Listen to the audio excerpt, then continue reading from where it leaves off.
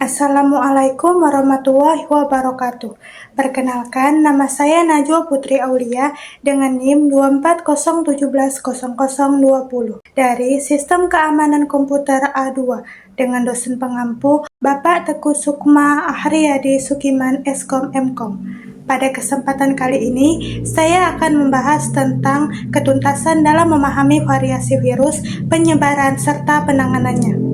Pertama, di sini saya akan menjelaskan tentang apa itu pengertian dari virus komputer. Virus komputer adalah kode atau program yang dibuat untuk merusak dan mengganggu sistem komputer.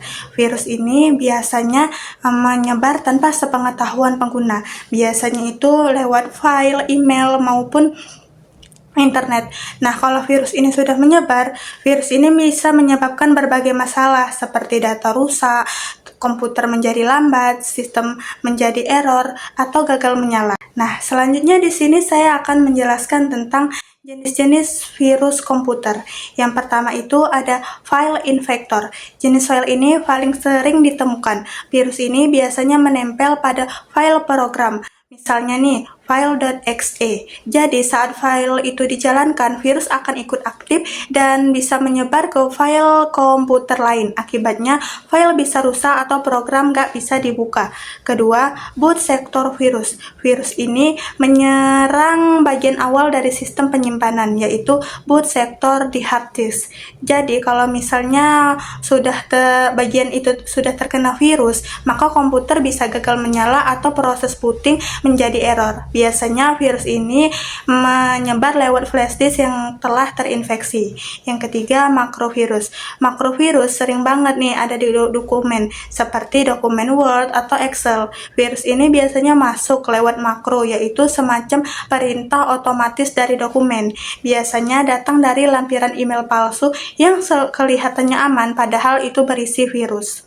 Keempat, ada worm. Nah, virus ini beda nih dari virus yang lain. Kalau virus yang satu ini menyebar lewat jaringan internet, Wi-Fi tanpa bantuan pengguna. Jadi begitu salah satu ada komputer yang terinfeksi, maka bisa menyebar ke komputer lain pada jaringan yang sama. Dampaknya itu bisa bikin jaringan internet lemot dan bikin sistem menjadi down.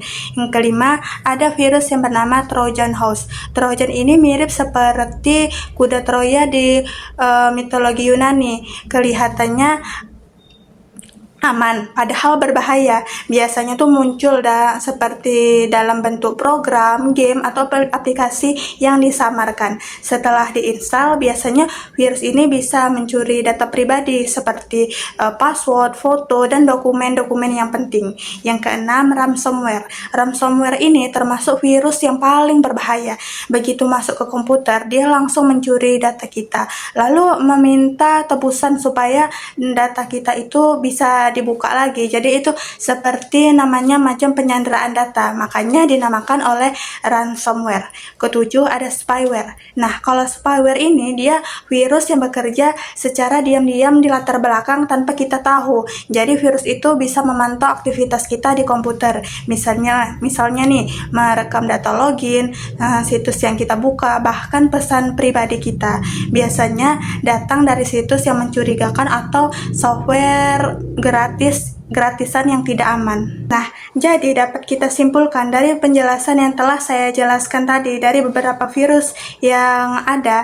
Jadi virus itu sebenarnya dapat kita simpulkan memiliki cara kerja dan dampaknya yang berbeda-beda. Akan tetapi tujuannya tuh sama-sama merusak sistem dan mencuri data pengguna. Selanjutnya ada penyebaran dan penanganan dalam berbagai variasi virus berdasarkan aplikasi yang diserang. Yang pertama ada aplikasi pengolah dokumen. Nah, aplikasi pengolah dokumen biasanya virus yang sering terjadi itu ada virus yang namanya makrovirus atau yang biasa kita sebut dengan Maldoc. Nah, virus ini biasanya nyamar di dalam dokumen seperti Word, Excel, dan PowerPoint yang punya format seperti .cm, XL, SM, atau PPTM. Nah, virusnya ini menyebar aktif kalau misalnya kita klik tombol enable makro. Dari situ virus itu bisa langsung menyebar ke file lain, bahkan bisa menyebar ke lewat email. Contohnya nih, file yang berbentuk format seperti invoice.docx yang dikirim melalui lewat email. Terus filenya ini kita buka dan kita aktifin makronya. Nah, dari situlah virus itu akan berjalan.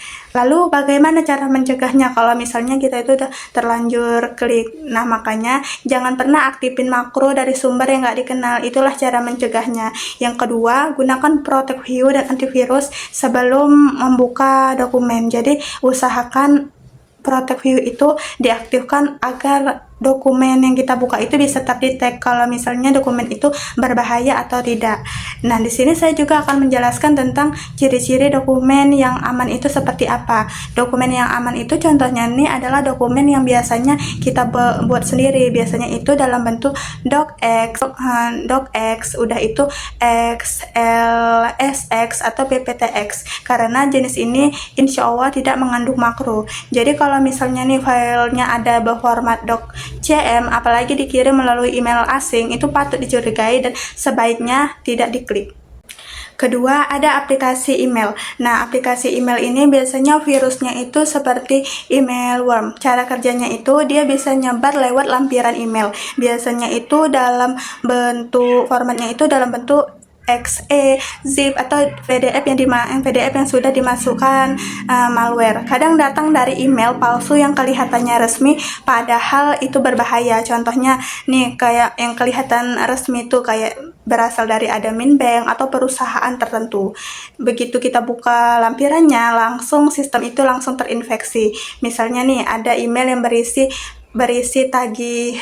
surat tagihan berbentuk format PDF XE. Nah, itu kan ada format tuh XE. Biasanya itu adalah berbentuk virus. Pas kita buka komputernya langsung terkena virus. Bagaimana cara mencegahnya? Yang pertama nih, jangan buka lampiran dari pengirim asing yang mencurigakan. Kedua, cek dulu alamat pengirim dan pastikan itu benar-benar resmi. Yang ketiga, aktifkan spam filter dan auto attachment scanning biar email yang berbahaya itu bisa terdeteksi kalau misalnya kita sudah aktifkan aktivasi spam filter dan auto attachment.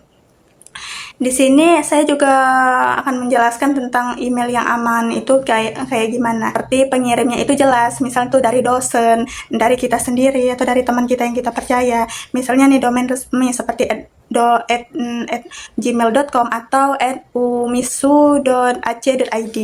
Format lampiran normal biasanya itu berbentuk PDF atau doc aja, dan yang paling penting jangan pernah klik link yang isinya tuh suruhan konfirmasi akun atau verifikasi data. Itu bisa berisi jebakan klasik virus.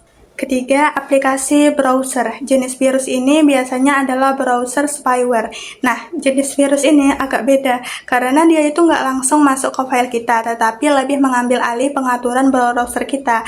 Misalnya nih, tiba-tiba halaman utama berubah sendiri, muncul iklan aneh, atau setiap buka tab baru selalu diarahkan ke situs-situs tertentu. Spyware ini biasanya nyebar lewat ekstensi palsu atau situs yang otomatis download file berbahaya tanpa izin pengguna. Nah, contohnya nih, saat kita buka situs, tiba-tiba ada browser yang membilang kalau misalnya browser kamu perlu diupdate, klik di sini. Nah, saat kita klik di sini, bukannya malah terupdate, bukan update yang keinstall, tapi ekstensi palsu yang bikin browser penuh iklan. Jadi, di sini ada beberapa pencegahan yang dapat kita lakukan. Yang pertama, hindari ekstensi dari sumber yang nggak resmi. Kedua, gunakan browser security tools dan hapus ekstensi yang mencurigakan. Yang ketiga, selalu rutin bersihkan cache and history biar sistem lebih aman. Yang keempat, ada aplikasi berbagai file atau flashdisk. Nah, virus ini yang biasanya menyerang yaitu auto-run worm. Virus ini menyerang lewat media penyimpanan kayak flashdisk, harddisk, atau memory card yang disebut dengan auto-run worm. Ciri khasnya ini, virus langsung aktif otomatis saat flashdisk itu dicolok ke komputer yang belum dilindungi. Biasanya, virus itu bisa bikin file palsu yang mirip dengan file asli. Lalu, file asli itu berubah tiba-tiba menjadi shortcut. Contohnya Contohnya nih, saat kita di warnet, lalu kita colokkan flash disk tersebut di warnet tersebut, terus semua file itu tiba-tiba berubah menjadi ikon panah kecil. Nah, itu tandanya flash disk kita sudah terinfeksi. Lalu, bagaimana cara mencegahnya? Yang pertama, matikan fitur auto run di Windows biar virus itu nggak langsung aktif. Kedua, selalu scan flash disk pakai antivirus sebelum dibuka. Ketiga, selalu hindari colok flash disk di komputer umum atau warnet. Nah, jadi usahakan flash disk itu dicolok di komputer pribadi aja agar flash disk tersebut tidak terkena infeksi. Lalu, contoh bagaimana kalau misalnya kita dapat berbagai file yang aman. Nah, lebih baik kita menggunakan layanan yang berbasis cloud seperti Google Drive dengan izin akses yang terbatas. Yang kedua, jangan gunakan link publik yang bisa dibuka oleh semua orang. Jadinya nih, kalau misalnya nih contoh file yang beresiko, file seperti updatesystem.zip dari link publik yang bisa mengandung virus yang otomatis jalan setelah diunduh. 5. Aplikasi dari HP. Nah, kalau aplikasi dari HP biasanya itu virus yang sering muncul yaitu virus Trojan atau spyware. Biasanya virus ini nyamar jadi aplikasi biasa, misalnya aplikasi edit foto, game ringan, atau penghemat baterai. Padahal di dalamnya ada kode berbahaya yang bisa nyuri data pribadi, kirim SMS otomatis, atau tampilan iklan yang terus-menerus. Contohnya nih, kayak aplikasi yang ngaku pembersih handphone. Padahal sebenarnya spyware itu yang mencatat semua aktivitas kita, termasuk password dan akun login. Nah, bagaimana cara mencegahnya? Ada beberapa berikut cara mencegahnya. Yang pertama, install aplikasi itu hanya dari Play Store dan App Store resmi. Kedua, aktifkan fitur yang dari Google Play seperti sistem otomatis yang bisa nyaring aplikasi berbahaya. Yang ketiga, cek izin aplikasi. Nah, kalau misalnya nih aplikasi edit foto, tetapi dia meminta akses SMS, mikrofon, itu udah jelas mencurigakan banget karena aplikasi edit foto biasanya hanya meminta izin seperti foto, galeri, tidak untuk SMS, mikrofon.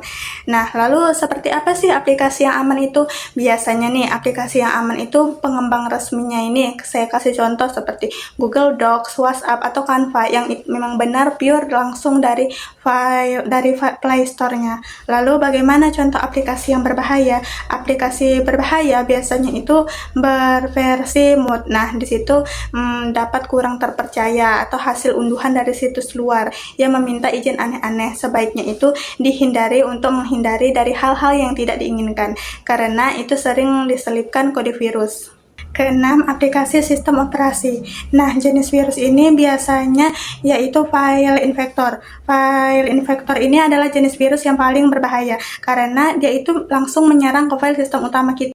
Kalau sudah terinfeksi, komputer bisa gagal booting atau bahkan rusak total. Biasanya virus ini menyebar lewat software bajakan yang kita pakai itu dari situs luar atau file infector palsu atau flash disk yang sudah terinfeksi script berbahaya.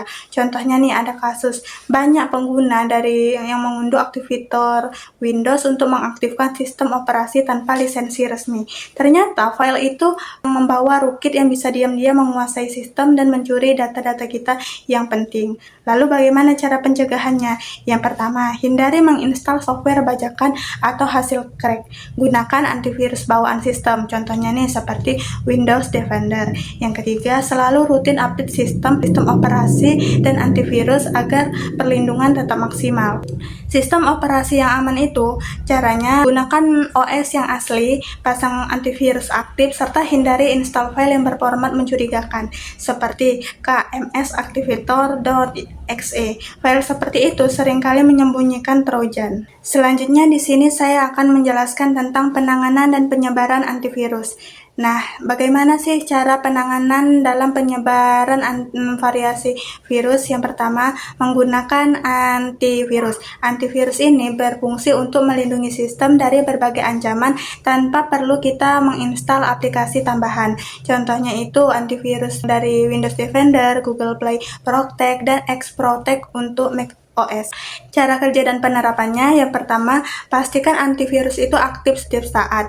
Lakukan scan rutin untuk mendeteksi ancaman baru. Yang ketiga, hapus file yang mencurigakan segera jika terdeteksi. Aktifkan update otomatis supaya antivirus selalu punya data terbaru tentang virus-virus baru. Contohnya nih, jika laptop kita udah terasa lemot, nah lakukan file scan dengan Windows Security.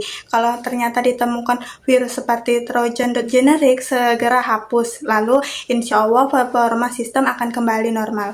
Kedua, firewall. Firewall berfungsi sebagai gerbang pengaman jaringan yang memantau lalu lintas masuk dan keluarnya dari perangkat. Tujuannya untuk menolak koneksi yang mencurigakan agar hacker atau malware tidak bisa mengakses sistem. Nah, lalu bagaimana cara penerapannya? Yang pertama itu aktifkan firewall bawaan dari perangkat, baik dari Windows maupun Android. Yang kedua, atur izin aplikasi yang boleh terhubung ke internet. Yang ketiga, blok koneksi asing yang mencurigakan. Contohnya nih, saat kita pakai wifi umum, kalau kita mengaktifkan firewall itu nanti akan otomatis menolak akses dan jaringan asing yang mencoba masuk ke laptop kita. Jadi data kita itu tetap aman meskipun koneksi itu terkoneksi secara publik.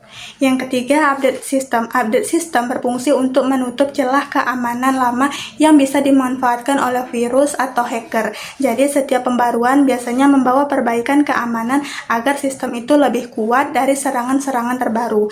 Nah, bagaimana cara penerapannya? Yang pertama, aktifkan fitur auto update di sistem operasi kita. Yang kedua, jangan tunda pembaruan ketika muncul notifikasi update. Yang ketiga, setelah diupdate, lakukan restart agar semua perubahan keamanan aktif sepenuhnya. Contohnya nih, misalnya ada update Windows terbaru dapat menutup celah keamanan yang sebelumnya dapat dimanfaatkan oleh virus. Setelah diupdate, virus itu nggak bisa lagi menyerang sistem yang sudah diperbaharui. Pencegahan, pendeteksian, dan pemulihan. Pertama, di sini saya akan menjelaskan tentang pencegahan. Pencegahan biasanya dilakukan sebelum sistem terkena virus. Tujuannya untuk mencegah infeksi sejak awal. Nah, ada beberapa cara yang dapat dilakukan. Yang pertama, install dan perbaharui antivirus secara rutin. Yang kedua, jangan mengunduh aplikasi sembarangan apalagi dari sumber yang tidak resmi. Yang ketiga, aktifkan firewall untuk menolak akses yang mencurigakan. Yang keempat, selalu lakukan update software dari sistem operasi agar celah keamanan lama tertutup. Intinya, lebih baik mencegah daripada memperbaiki. Yang kedua, pendeteksian. Tahap ini bertujuan untuk menemukan virus atau aktivitas yang mencurigakan sebelum virus itu menyebar lebih jauh. Langkah-langkahnya, yang pertama, lakukan pemindaian sistem secara berkala menggunakan antivirus. Yang kedua, perhatikan tanda-tanda aneh seperti sistem melambat atau file berubah sendiri. Yang ketiga, gunakan fitur real-time protection agar virus langsung terdeteksi saat muncul. Dengan deteksi dini, kita bisa menghentikan infeksi virus sebelum menyebar ke seluruh sistem. Yang ketiga, pemulihan. Kalau sistem sudah terinfeksi, tahap ini dilakukan untuk mengembalikan komputer seperti semula. Langkah-langkahnya, yang pertama, hapus atau karantina file yang terinfeksi. Yang kedua, kembalikan sistem dari backup atau restore point. Yang ketiga, jika infeksinya sudah parah, lakukan reinstall sistem operasi agar bersih total. Pemulihan yang cepat bisa mencegah kehilangan data dan menjaga sistem tetap stabil. Jadi, kesimpulannya, memahami variasi virus, cara penyebaran, dan penanganan penting untuk menjaga sistem keamanan komputer. Dengan mengenali jenis virus dan sumber penyebarannya, kita bisa mencegah infeksi sejak awal. Dengan melakukan langkah awal seperti aktifkan antivirus, firewall, dan lakukan update sistem, insya Allah komputer kita akan tetap aman. Demikianlah penjelasan dari ketuntasan dalam memahami variasi virus, penyebaran, dan penanganannya. Demikian dari saya. Assalamualaikum warahmatullahi wabarakatuh.